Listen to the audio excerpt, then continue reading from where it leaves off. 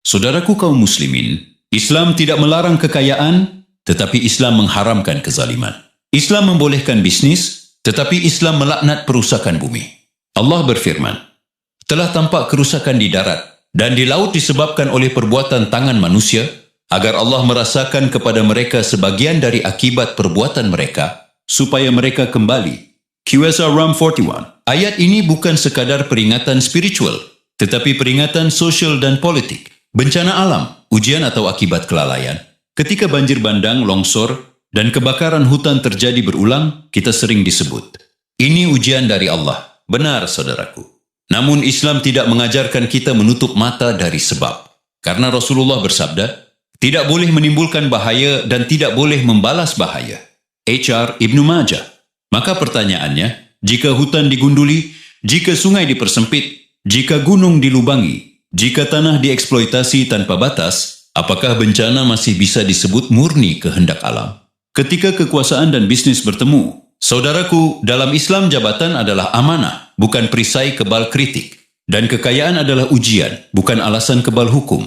Jika seorang penguasa memiliki jaringan bisnis besar di sektor tambang, kehutanan, dan perkebunan, perusahaannya beroperasi di wilayah rawan bencana, kebijakan negara enggan membuka audit dan penyelidikan menyeluruh, maka umat wajib bertanya. Bukan untuk memfitnah, tetapi untuk menegakkan keadilan.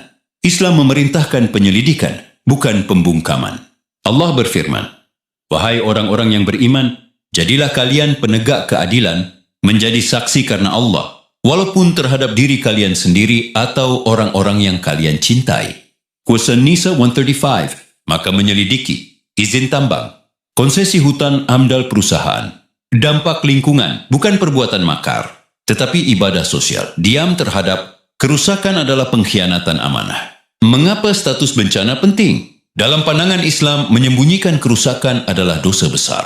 Ketika bencana tidak ditetapkan sebagai bencana nasional, audit bisa dihindari, tanggung jawab bisa kabur, korban bisa dilupakan. Padahal Rasulullah bersabda, pemimpin suatu kaum adalah pelayan mereka. Jika rakyat kelaparan di pengungsian, sementara elite sibuk menjaga citra dan stabilitas bisnis, maka yang rusak bukan hanya alam, tetapi akhlak kekuasaan.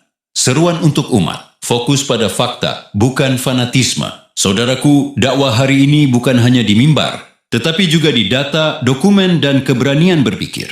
Kita tidak diperintahkan membenci pribadi, tetapi membongkar sistem yang zalim. Maka fokuslah. Telusuri perusahaan-perusahaan besar. Periksa lokasi konsesi dengan wilayah bencana. Dorong audit independen. Desak transparansi negara. Karena iman tanpa keadilan